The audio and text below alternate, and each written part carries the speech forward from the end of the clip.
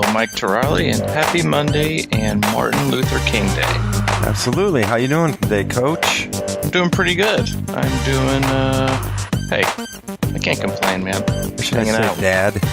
Yeah, hanging out on dad duty at home, which is always fun, but also working from home. So just got hanging down for what is hopefully a solid nap, but enjoying it. And if you're a new listener, today is January 15th, 2018, and this is the Crushing Iron Triathlon podcast. It is indeed, and you can find us on iTunes, and it would be awesome if you are new and listened and like what you hear or haven't left a review yet, to give us a nice little review out there on iTunes. It helps the people find this information. Yeah, and if it's even worth a first listen. So, and a big thank you to, we had quite a few people leave reviews over the weekend, so much appreciated. We appreciate you taking the time to not only listen, but give us feedback. It's always appreciated. And then also another huge thank you to the listeners who have hit us up on our podcast pledge, on which is all the information, and that's on our website at crushingiron.com. But the podcast pledge, as we mentioned before, is just a way for us to keep this free podcast train going. Helps us out with the storage and equipment and our time, and we'll keep doing this because I know that you and I both get just as much out of it, if not more, than our listeners. But it helps us keep the train moving and ensure that we'll do this for days, weeks, and hopefully years to come. Yeah. I think it's a podcast 129, something like that. 120, and like we said last week, we're almost to 1,000. Yeah, we're almost to 1,000. Just almost to 1,000. See, your donation will get us to 1,000, guaranteed. Well, and yeah, maybe. Hey, listen, when we get to episode 1,000, we will name episode 1,000 after one lucky podcast pledger. Oh, okay. And then since I'm pretty old, at the 1,000th podcast, that might be my retirement lunch. Seriously, dude, that'll be. Let's see, two. Yeah, dude. We better. Listen, man. We may have to check out and ensure that we are looking into senior assisted living facilities with Wi-Fi, because if we're at 1,000, we're going to make sure we need to hit up on Skype. And this is around 10:45 Central Time. That would be probably lunch. Yeah, it'll be lunch, and I'll be doing at the senior home. I'll be doing that one on a landline, buddy.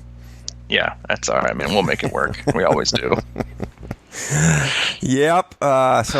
Anyway, listen, I haven't watched an NFL game all season, but I watched the Titans game the other night against Tom Brady. That dude is ridiculous, dude.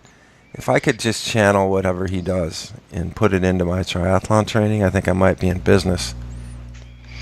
I would say he's a decent quarterback. He's a decent quarterback. I mean, they have a great recipe, and they have a great system up there, and he fits it perfectly, and he works hard to make it keep working, which is important. You can't just kind of think, oh, I've got Belichick and we're the Patriots, we're always going to win. They treat every game like it's a championship, and like one of my favorite Bill Belichick quotes ever. I mean, and generally, I despise and hate the Patriots. Yes, and you know me, I generally hate and despise all things Patriots, just because I'm a lifelong Dolphins fan, and it's hard enough being a Dolphins fan in general, but then having the Pats in our division just makes it worse. Yeah. But somebody asked him, like, oh, how are you gonna look back on your career, of all the things you've accomplished and all the Super Bowls and all the wins, and what would you like to look back on and be the most proudest of? And he said, well, I'd really like to just go out and have a really good practice today. But it's that you don't get the big picture. You don't get the big picture or the big results without doing all the small things. And he is, one of those guys that never seems satisfied and always does all the little things. And that's what you just have to. They're just on a different league. Like, they exploited all things Titans, which you would have like been seen coming. And it's sad because, like, I think all the other head coaches around the NFL, like, you look at them and think, God, what horrible coaching. But it's because you compare them to, like, Belichick and how his offensive and defensive coordinators, work. And it's just like, they were going to go hurry up and not let the Titans switch out. And they ran them ragged. And everybody was wide open. It was just like, a chicken with their head cut off. Yeah. But yeah, we watched that. And then we watched the Vikings Saints game last night, we watched like the last quarter and a half, which was all I needed to see. And boy, what a finish! What a game! Yeah, no doubt. Sorry about that, Saints fans, but congrats to our Minnesota contingent. Mm-hmm. Wow, I happened to catch the end of that too. Yeah, it was. Hey, it's never over till it's over. Yeah, I mean, you talk about. I mean, I bring up Brady and Belichick, and I mean, obviously that's the gold standard, and I think in a lot of ways that's what we all on this, in the Crushing Iron closed group, search Crushing Iron group on Facebook to get in there. We all strive to that, but I mean, the consistency is unparalleled in that preparation or something, you know what I mean? And I think we all kind of, it's really transferable if we can figure out how to do it and to maintain it.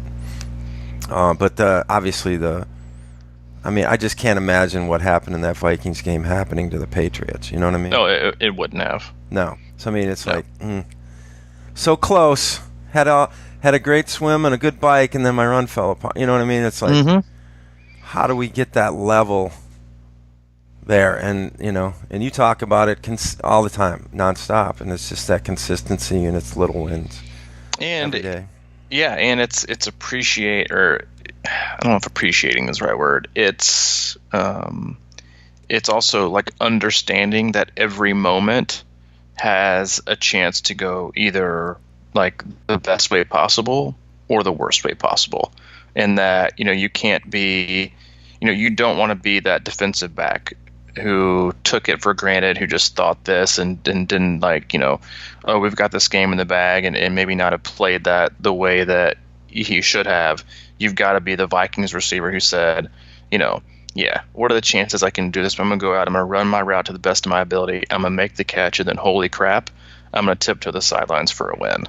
You have to be able, you never know what every moment will be or what it will yield, and if you're not ready for it, then it will sometimes not only pass you by, but literally, if for that cornerback, that receiver will just pass you by, and you got to have that, and that's just, it's kind of one of those things I think we always lose. I don't want to say lose sight of, but we get lazy in our mindset. That was kind of one of those things that happened to me over the weekend in my own personal training, and that I took a workout lightly. And that I thought and just kind of assumed I would just kind of have it, even though it was a tough workout. I felt slightly recovered, and it just owned me, and I ended up quitting the intervals like not even midway through, and I ended up getting back on the horse on Sunday. It's a whole story, but it's you got to appreciate every workout or respect it. And every training session, because the 25 easy runs are just as hard as the hour and a half ones. And they may seem harder, and that's just, sports in general. Like, that's why you always see like, oh, well, take Pittsburgh and Jacksonville, for example. They got just owned by the Jaguars. Mm-hmm. And you can't help but think, did they overlook the Jaguars as a 25-minute chill run? And we're just expecting the Patriots for their 2-hour interval work, and then they got owned. And you have to respect every day and every challenge and every session, and and approach it like it's going to be really hard. And if it ends up being not hard, then more power to you, a little icing on the cake. But if it ends up being hard, at least you were ready. Mm-hmm. Yeah, there's a lot there. What about this? What else I couldn't think, and I hate to keep making back analogies, but if you saw that game, the Vikings were dead in the water and kind of last minute, they were trying to get in field goal range, and they threw up a pass that I think, in theory they were trying to get out of bounds and kick a field goal, but the safety, all he had to do was tackle that guy and the game's over. But he came flying in, out of control, and completely whiffed on the whole play, and the guy just tiptoed into the end zone. So I've been having I had a talk recently with a buddy about game speed, and how that's just always different, and you have to adjust to it. But you know how they talk about the game slows down, but it's faster. It's weird, So Yep. I think there's a lot of applicable information or discussion there when you talk about training, and then you get into the race, and you need to slow down, but you need to go fast. So, right. I mean, do you think about that, or do you talk about that at all with your athletes, or as far as training? Yeah, I mean, training is great in general in terms of making good decisions.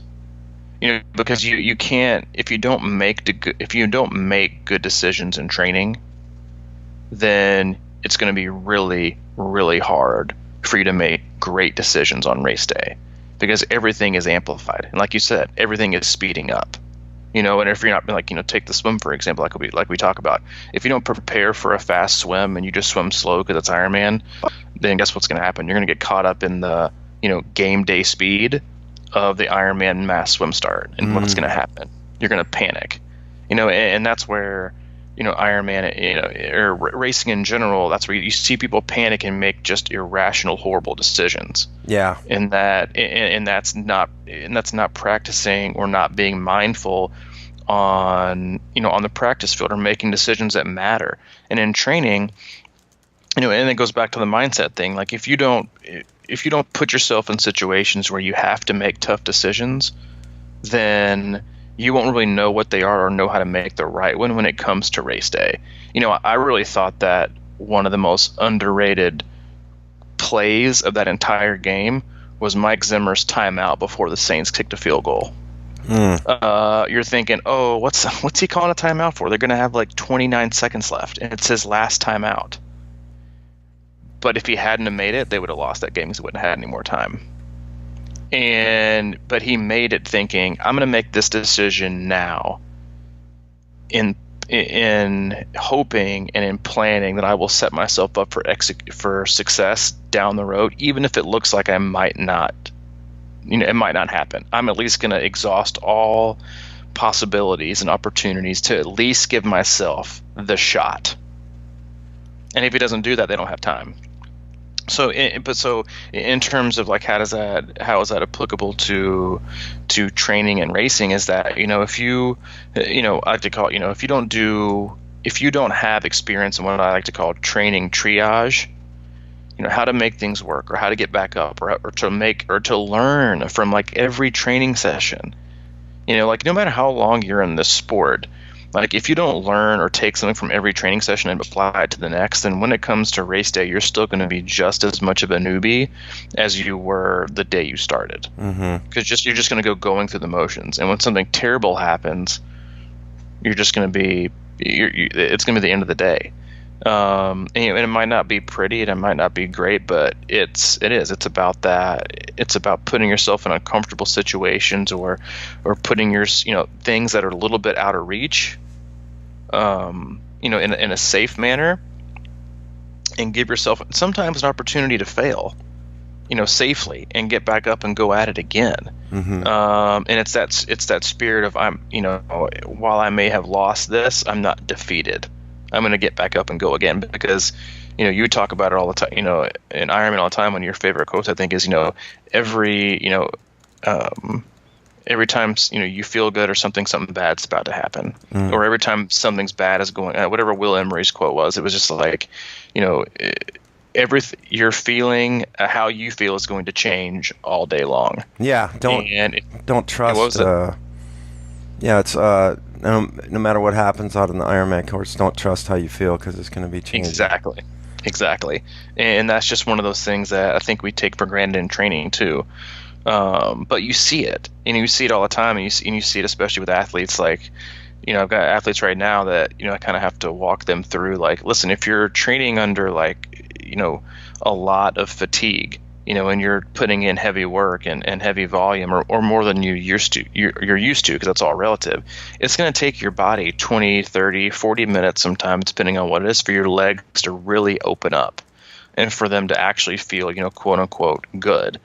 And you see it in comments all the time. It's like, the first 20 minutes, I just thought it was going to be the worst run. And then lo and behold, 30 minutes later, I felt great. And it's those experiences that translate to racing, to where you'll feel terrible 1 minute and then like gold the next, or vice versa. But it's learning that they're always going to change and just always be ready. And that's really what it always all comes down to, is you have to be ready all the time for everything. And the greatest athletes in the world treat the 30-minute run just as seriously as they do the 5-hour ride. And if you don't, it'll come up to bite you, or you won't appreciate it enough to get the full value out of it. Yeah, and I think you mean just by like they don't blow it off necessarily. I mean, it's exactly. Like every run doesn't have to be like completely serious with your brows furrowed and like intense and all the time. It's stuff like that. But it's like, yeah, just don't blow it off. It's like I haven't been running a lot lately, but I mean, see, these are things I think I do the best. I mean, I don't put in the mileage a lot of times. I mean, when I'm training, I'm kind of like I haven't developed that long patience for stuff sometimes. But when I get in the groove, I do. But anyway, so I haven't been running a lot. And the other day, I went out for a short run, and lo and behold, about halfway through, my IT band started acting up. So I used to get really freaked out by that. And it was sort of like, oh no, long season, blah, blah, blah. And, but I spent this is like 2 miles in, maybe it was a 4-mile ride or run. And for the last, couple miles, I just sort of like was playing around with it, breathing towards it, focusing on it a little bit, or easing up and figuring out ways to kind of, we have a podcast on, it's kind of focused on moving the pain, but it's sort of that kind of thing where, it was a sort of an insignificant workout in the big scheme of things, but it was that little mission I had, and by the end I had relaxed enough, because that's what it is sometimes. If something starts bugging you, you just start getting like obsessed with it. So I was really trying to let it go, and by the end of the run, it wasn't bothering me. So I just think that things like that happen all the time, and that to me is like race preparation. It's I mean, that's like it's such a great topic in general, because there are, and I on occasion have to work this, like the mindset of an athlete who like is it on a scale of 1 to 10, is it a 1 or a 2? Yes. Okay, well then keep going, because that's not really being hurt, and it's not really being injured. It's not, that doesn't call for you to just quit the workout. If it gets actually to where, and I have these too, almost like, I don't want to say every run, but some days like 2 or 3, like maybe 2 3 runs a week, I'll start off and like, man, like I just feel like a crinkety old man. And if I listened totally to my body, I would probably walk back and think I need to go to the doctor. Right. But I've done it so much, and I've just ran through it, not to the point to where I can injure, but to the point to where I actually loosen up. It's, man, like, there's a huge difference in being injured and being hurt. And, like you said, like sometimes you just get something happens and you just kind of work through it and work around it, and then finally it goes away, and you're like, okay, maybe it was just kind of, not one of those taper phantom pains, but they happen year round. You just notice them more, during a taper. But it's not being, a throwing the towel in after one little niggle, or quitting your training day, or rearranging your whole schedule, or quitting the whole week. I guess I just need 4 days off, because I have a little bit of a niggle. Like, I literally just had an athlete text me before we got on. It's like, hey, I've got a slight, pain in my Achilles. Should I run today? And I said, well, on a scale of 1 to 10, when I run, it's a 7. Okay, well, that's pretty high. So let's try an easy 1 hour spin, and then let's see what happens. So when you get to that level, it's different. But if it's a 1 or a 2, then just keep going. Yeah. Like, sometimes your body just needs to work itself out by working, rather than by just being sedentary or not doing anything. And I'm not, don't get me wrong, I'm not an advocate for pushing it past, but I'm an advocate for listening to your body and at least giving your body a chance to respond to itself before you make the decision for it. Yeah. Does that make any sense? It makes a lot of sense, man. I think it is. It's sort of that slippery slope of, I can't remember if we talked about, are people's pain thresholds different, or do we just interpret things differently, or like those kind of questions always, like, I don't want to sit here and advise people to just be tougher and run through your, injuries and stuff like that. I would never do that. I'm fascinated by the body, like you were just saying, the body's ability to sort of, or maybe even need to run through things or to push through things. And it's sort of like, if you have inflammation in certain parts of your body, and, you just kind of got to work it out. And I don't understand the science behind that. I just trust sort of the instincts that I have. And I think that's kind of what it boils down to, is you sort of know your body better than anybody's. But if it's not, I just look at injuries so much different. And I've talked about this before, but I wish I had knew everything I know now about, training and injuries and things like that when I was playing sports back in college, because I used to nurse the silliest things, and then they'd get in my head and they would just overpower me. So I'm fascinated by that fine line between, is this really an injury, or am I just kind of in a growing pain?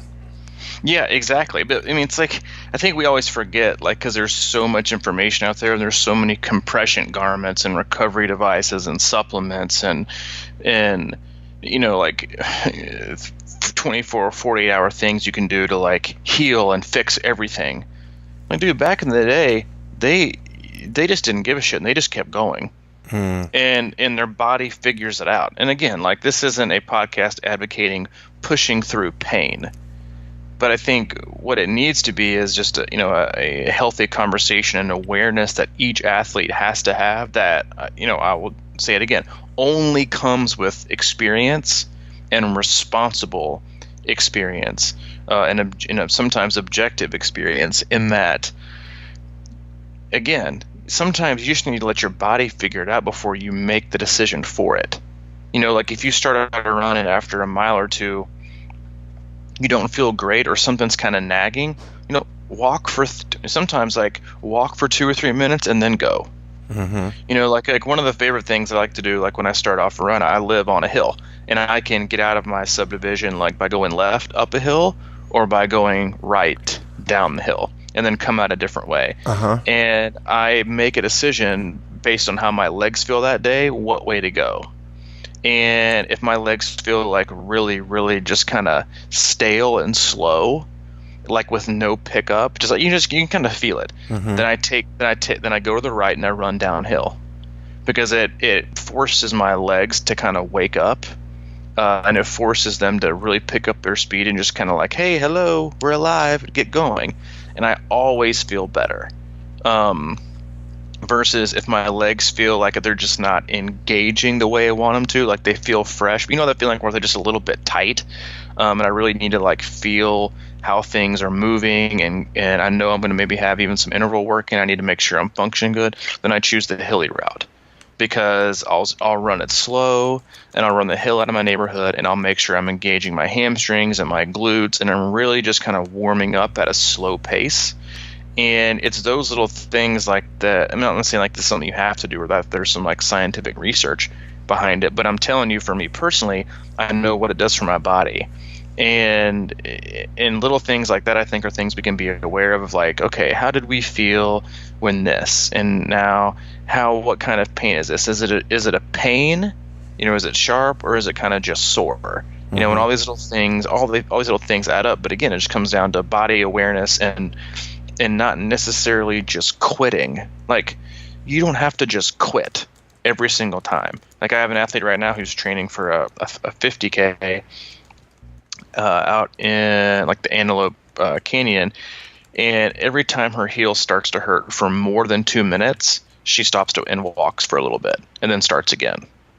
So she's established this like protocol for herself that's, if it hurts for like more than 2 minutes, I know I need to stop and give it a rest, versus I'm just going to plow through it and maybe get injured, or I'm going to quit altogether. And, it's kind of one of those, like, you hear it all the time in the NFL, and obviously triathlon isn't the NFL, but they say, listen, this time of year, nobody's healthy. Yeah. Everybody's got something, and not to the extent that obviously triathletes are definitely not NFL athletes, but to that example, it's sometimes you just have to manage your way through instead of, again, just quitting altogether. And it's a fine line. And, I'm not saying go out tomorrow and run on a sore foot, but I'm saying, maybe choose to run easy versus choosing to run hard and see what happens. Mm-hmm. But, always ask somebody that you trust, or ask somebody who's going to say, all right, like I'm like with my athletes, I'm much more strict in terms of like virus or disease standpoint than I am telling them to back off with like a niggle or a sore this or a sore that on their body, because I know that a flu or a viral infection could shelve them for like 2 weeks no matter what. But again, it's just, listen to your body and be objective, and don't quit at the first sign of uncomfortableness. Yeah, because a lot of times, like your running out of the driveway story, I just feel like a lot of times that's also a mental thing too. And we talk about,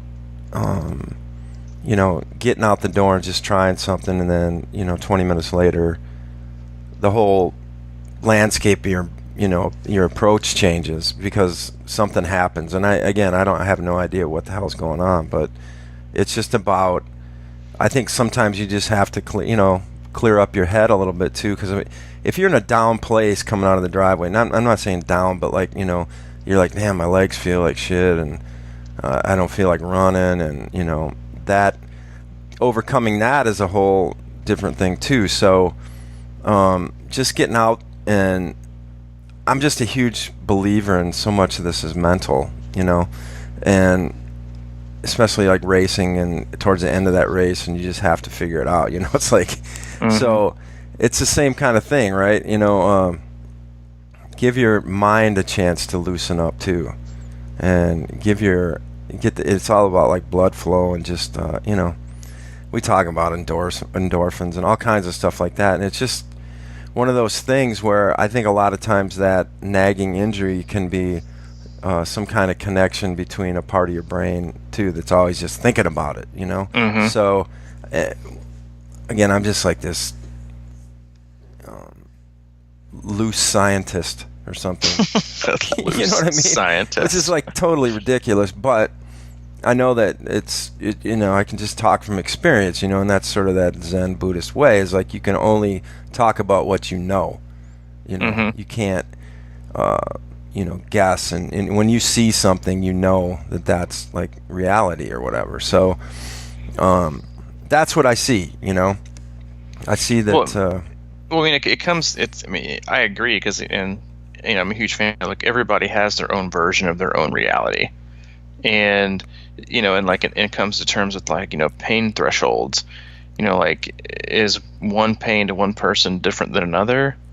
pretty much always. Mm-hmm. And it doesn't mean that, there's just so many things to take into account. And that's like, I guess the best example I can give is like when people tend to obsess about seeing, other people's heart rates. Because in my experience, like some people just have naturally like super, super high heart rates. And some people that I train have like insanely low. And if you look at that in your own reality, you might think, oh my God, like, I need to get my heart rate down to the 110s or 120s, and I guess I'm just not as in shape. Versus a person who might be at a different heart rate looks at somebody with a higher one and then thinks, oh my God, like the next time they go out running, they see their heart rate gets to 175. They're like, I got to slow down to walk because I can't be that high. Mm-hmm. It's like, and so we take our reality and we, switch it or, push it onto somebody else's and just make it our, and then like, put it in a blender, my reality and your reality, put it in a blender and then pull it back out again and see what I got. And it no longer becomes your reality or your story or your experience. It becomes like a million different other people's, which really just muddies the water in terms of your training. And then that's like that's so much of what is important in training is like shutting everyone else out in their training and their methods and their heart rate and their power. And like you just don't know anything. Like you could look at Joe Schmo and they're pushing 350 watts for an hour, and you're thinking, God, I'm totally out of shape. I can only push like 260. Well, what you don't know is that Joe Schmo pushing 350 also weighs 250. So he's going to push higher, and you weigh 160, so you're going to already crush him. But it's like we always overanalyze how we, the little things that we let. I guess what it comes down to is like the more we let other people's reality penetrate our own without that lens of like clarity and understanding and presence, then it just begins to 100% distort what our reality truly is. And that's where you get lost, and that's where you make bad decisions, and that's where you panic, and that's where you just have that like uncomfortable anxiety of comparison and misdirection. Yeah, man. There's so much information. There's so many, things flying in and out of our brains now with the. I always feel like the answer. Most of us already know the answer. We just need to find it. You know what I mean? Like, and in your case, like that's why I liked working with. That's why I've always liked working with you. Is just like you kind of listen to what I'm saying, right? And you're like, you help me find what I already know or something like that. And it's like we can get so distracted by a million different philosophies and what works for all these other people and all this stuff. It's like you got to pick and choose, and you kind of sit there and look at all this stuff and get overwhelmed and then distracted and out of your own body and everything like that. But just if you can sit back, I think most of us kind of know the answer. We just need to have it like reconfirmed or something. And it blows my mind really to think about. That's why I can't, so I think there's a trend out there to like people are stopping watching TV or whatever, and just because you get so, and that's the thing about like even this podcast is that's why I feel like I want to, and I think we do that is sort of like we give good, give as good information as we have or can give, and it's just sort of like. It's not like the ultimate authority, you know what I mean? It's like I think there's such importance in listening to yourself and figuring out your solutions, It's that discovery process on your own, and it's like, what is going to help you find that? Yeah.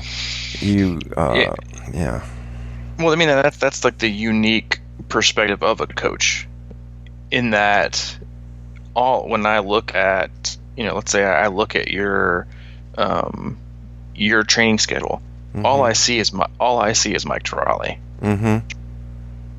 Or if I'm flipping through and I'm looking at, Kelly Prather, all I'm looking at is Kelly Prather.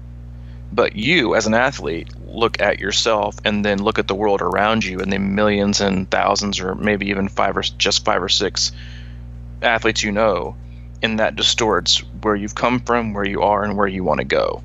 So imagine if what if I told you, yeah, but when I coach you, like I look at yours, and then I'm like, if I see, another person who I coach like doing better, I'm just gonna come back to you and be like, yeah, man, you should probably be faster. Mm, Like, right. what the hell? Like think of it. That's what happens.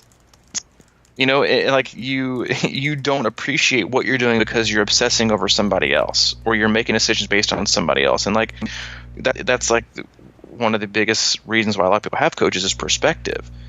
And I even had to have this conversation with an athlete earlier, and I said, and I'm always very, very, very honest with my athletes, and I said, hey, listen, you did your best and you did well. You can want to do Ironman Louisville all you want, but if you continue to doubt yourself the whole journey, the finish line won't mean shit. Yeah.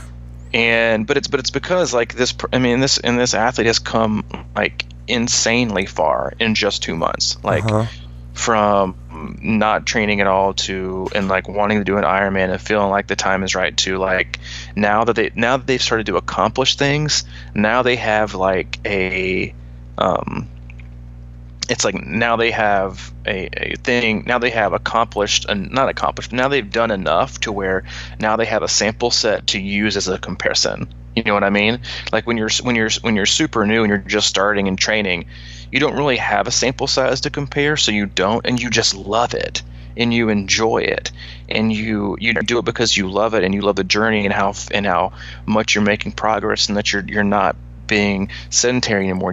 And then once you get this a large enough of a sample set, okay, well now I can compare myself to the Joneses, because now I have something of my own to compare.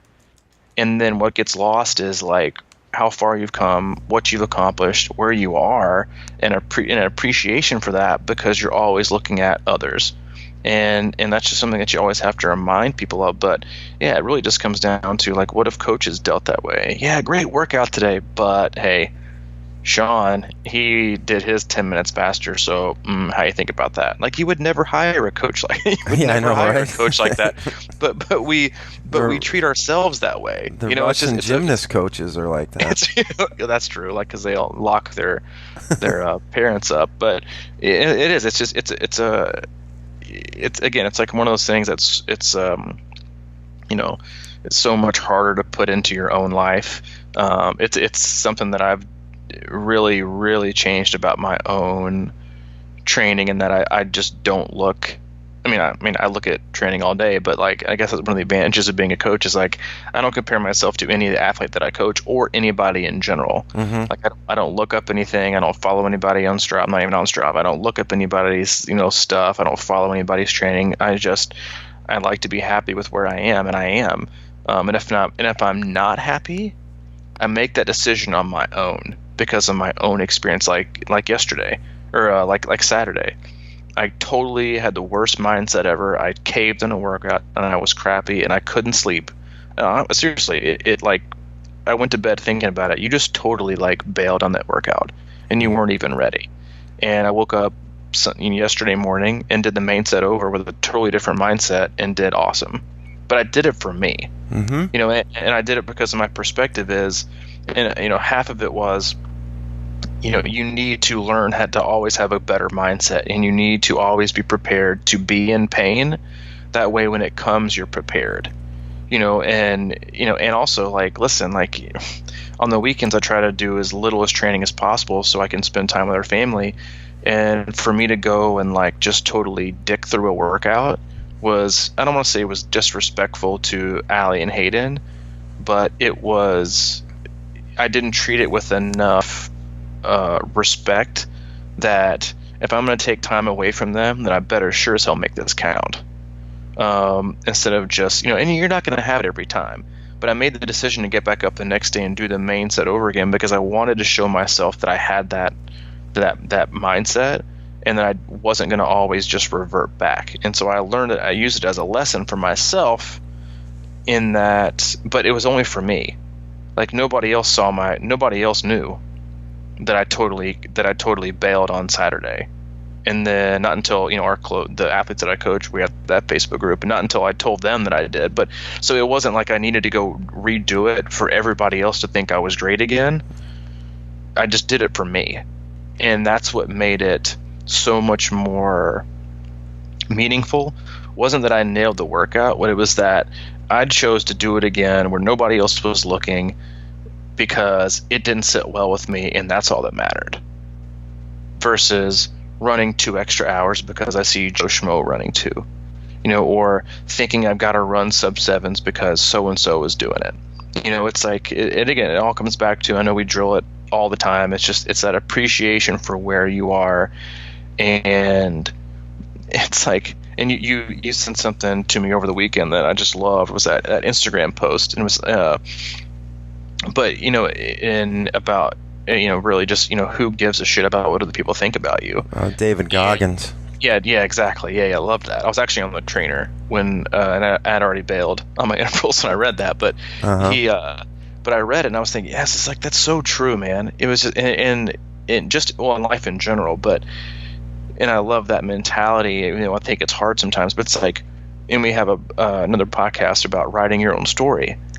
Write your own story and be selfish about it, because it is yours to write. And don't let other people change it or divert it or make you regret a chapter or make you want to change it because it ends up not being your story. It ends up being kind of theirs. And the saddest part about it is they don't even know you're writing it, and they don't even know they're a character, and they don't even know they're a storyline. But you let them in. It's your story. Be selfish with it. Put those, like, those goggles, that lens on that just looks at you. And it may sound selfish, but it's not. Because you, of all people, should enjoy what you're doing more than anybody else. And when you get to the finish line, you'll remember those moments and you'll love it that much more. Right. It's like that thing. I mean, the quote I love too is, "You may think you know me, but you don't know the person I'm trying to become."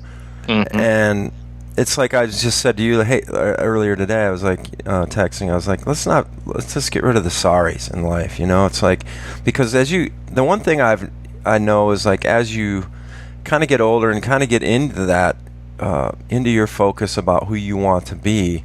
I mean, people are gonna fade off and fall off of that, So, like, wasting time or spending time trying to, appeal to people that aren't really taking you down the right road is kind of pointless, and frustrating. And it's just, I mean, it's part of life.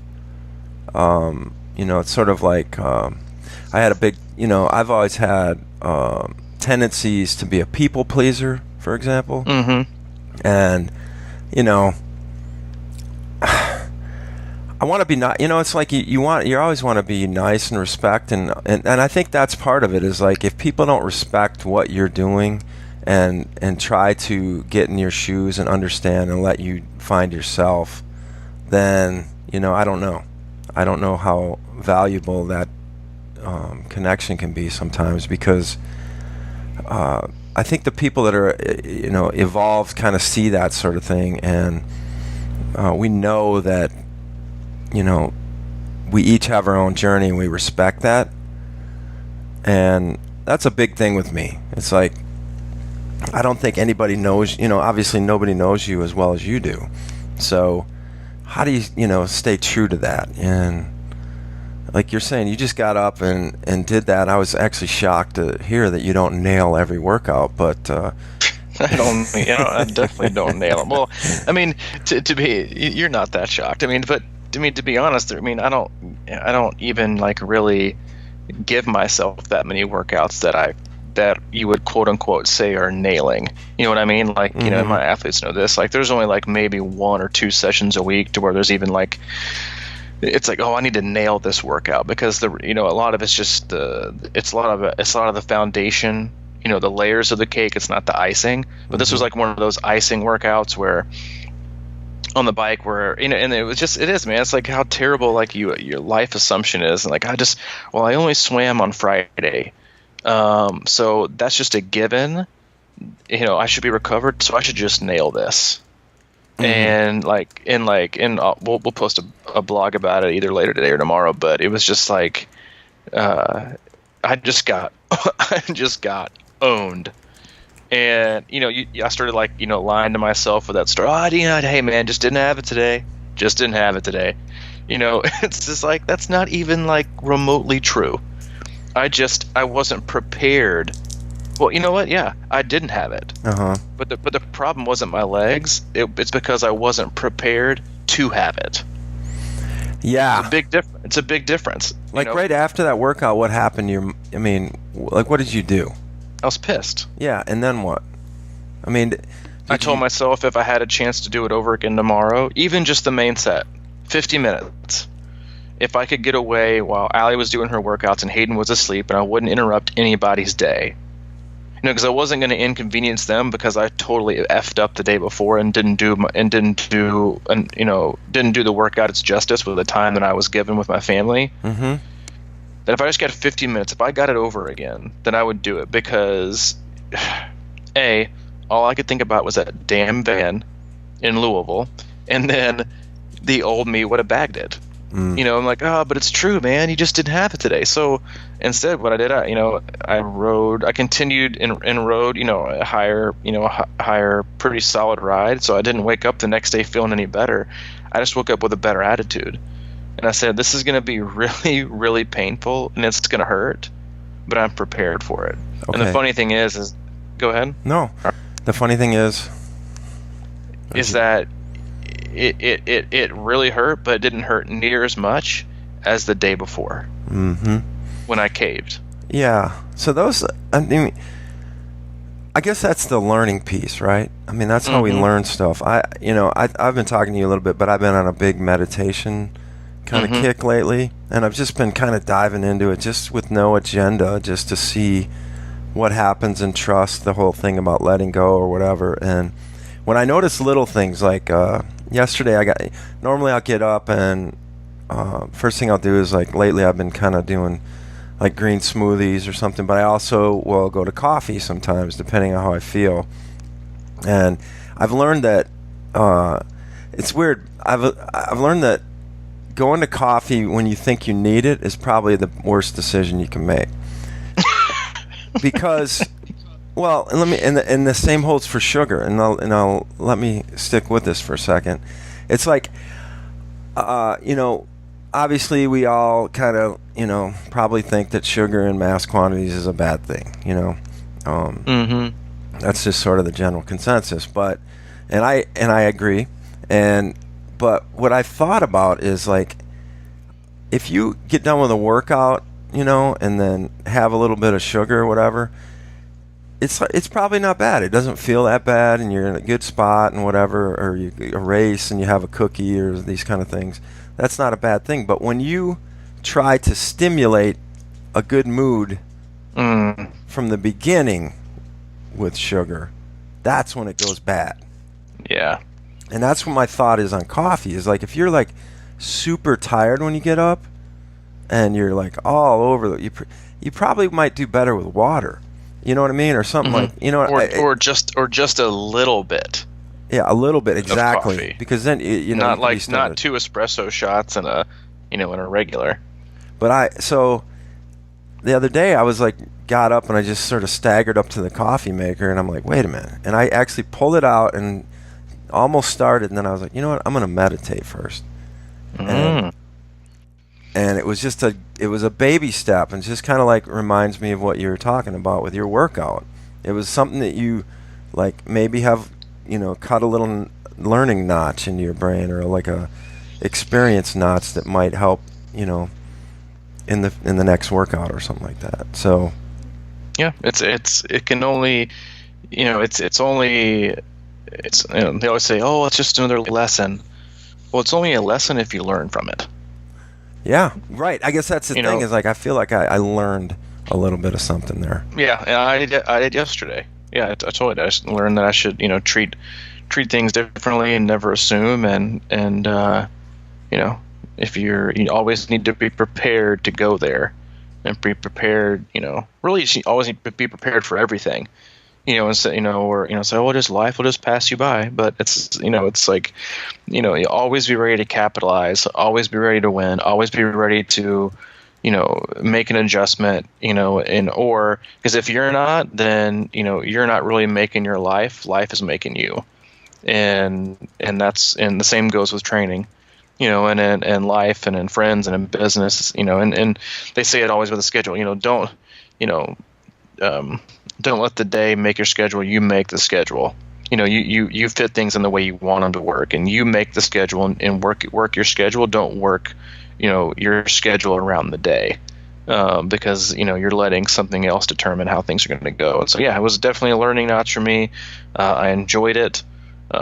Great lesson, and definitely made me look back on some of the pitfalls of other areas of racing and training and in preparation, and things that I'll definitely take in with me through the year in terms of preparing, when I go race, and that it's to totally get in a different mental mindset, and be more respectful of that mental mindset than just assuming that it'll happen or assuming that it'll get it. Because like we said, just back to the beginning of the podcast, I guess it's a good way to close too. Is just like, you always watch like teams like the Warriors play, and they're just always better than everybody.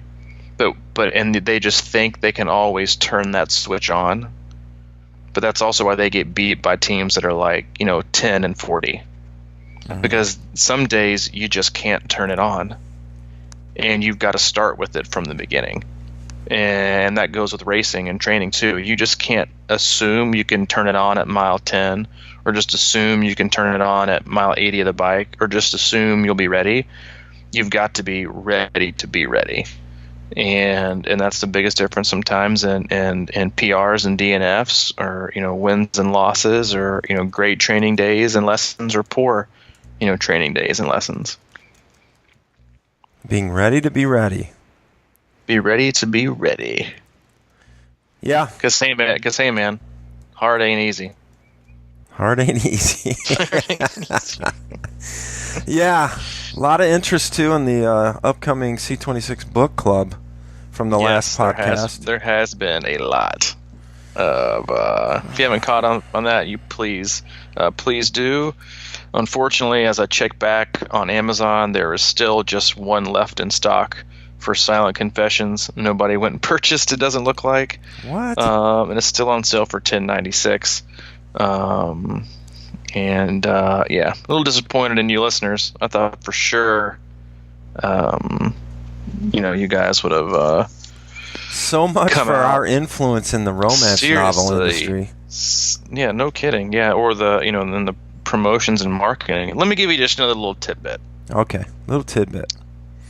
With her own life stuck in neutral, Ronnie's sensual studies have piqued her curiosity, and she wonders if reality can be as stimulating as fiction. She agrees to help Jack with his case, if he'll satisfy her wildest, most scandalous desires. A request Jack has no problem accommodating. But the closer they get to each other, the closer the stalker circles in, leaving Jack to question if Ronnie is merely a very skilled scholar, or the key to something far more sinister. And click. Ordered. And that is your weekly Silent Confession. Silent Confession. Maybe we should buy that book and read verses from there at the end of our podcast. Oh, yeah. Man, that was very nice. I appreciate you doing that. Yeah, appreciate it. On that same tip, I wanted to incorporate a new mini segment in our podcast. Reading a post from Ironman Singles for our enjoyment. Just and it's nothing. It's this young lady posts. I'm gonna paraphrase a little bit. It's like, "Hey everybody, first date went great," and then it says he's not an M dot, but he's athletic. We agreed to do it again. Fingers crossed. You gotta be joking. He's not an M dot, but he's athletic. Christ. Yeah, buddy. Oh man. Well, you know what? I think we should just start doing stuff like that. You'll do that, and then how about I do one Training Peak comment at the end. I've got a ton of really awesome and not just awesome but hilarious athletes. And every week in our active athlete closed group, I'll usually post like 3 or 4 of my favorite Training Peaks comments, and I keep them anonymous. They're a little bit like silent confessions. They are a little bit like silent confessions, and I'll do one from last week because they're all good joy. And listen, if you make your Training Peaks comments always super serious, either if you're self-coach or coach, lighten up a little bit. This one is from the beginning of the year. This is from January. And this is from one of our athletes. You know what sucks about the gym crowd at the beginning of January? When you accidentally fart on the treadmill and there were a buttload of people around to hear it. It was so loud. I was mortified. But I played it off like it was the old dude next to me on the treadmill. And listen. Looking at him like, what, dude? And listen. I do that with my dog all the time. I was going to say, dude, who hasn't done that? Like, give me a break. I think everybody's probably farted on the treadmill. I always, like, fake it out like I'm doing stretching out my calf. If, like, if I'm running the treadmill, there's somebody to the right, and I just kind of need to let it go, and nobody's to the left, I'll kind of swivel and do like a little calf stretch on the side, just to be polite, and then get back on and keep running. But hey, listen, it happens to the best of us. There was ironically a quote I pulled from Pathetic Triathletes group too that referred to moving gas.